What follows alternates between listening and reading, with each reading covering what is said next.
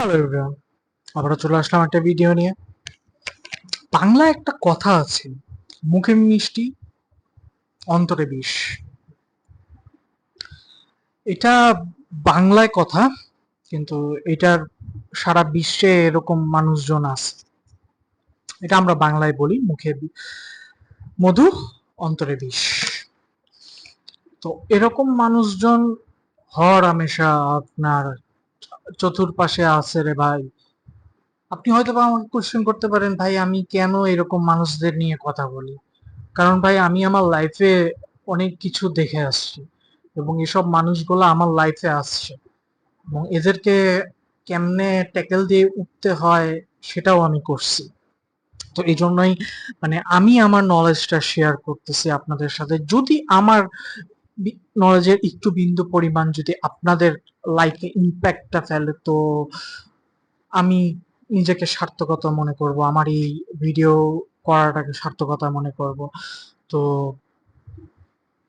এইসব মানুষগুলা হচ্ছে খুব শান্ত প্রকৃতির মানুষ হয়ে থাকে এবং তারা এমন ভাবে আপনাকে অ্যাটাক করবে আপনি নিজেও টের পাবেন না, কিন্তু আপনার ইমোশন নিয়ে খেলা করবে। তো এসব মানুষ চেনার উপায়টা হচ্ছে আপনাকে ওই টোটাল যে ট্রাম গুলা আছে, যে toxic people, gas lighting people, এগুলোর সম্বন্ধে আপনি যদি ভালো এক্সপিরিয়েন্স বা ভালো নলেজ রাখতে পারেন, তাহলে এই মানুষগুলাকে আপনি চিনতে ভুল করবেন না। আর এই মানুষগুলা হচ্ছে জীবনের সবচেয়ে বড় কাল, এটা আপনার সবচেয়ে বড় কাল। এবং এই মানুষগুলো সবচেয়ে বেশি কোথায় থাকে জানেন? আত্মীয় স্বজনের মধ্যে আর বন্ধু বান্ধবের মধ্যে।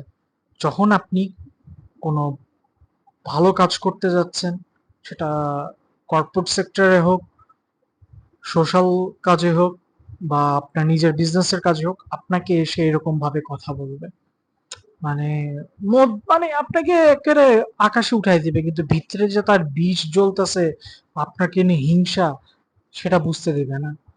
তো যে বেশি পাম মারে না, তার আশেপাশে যায় না। ওই 2-4টা পাম দিয়ে বলে দেন, বিদায় দিয়ে দেন। তো আজকের ভিডিও এই পর্যন্তই, ভালো থাকবেন।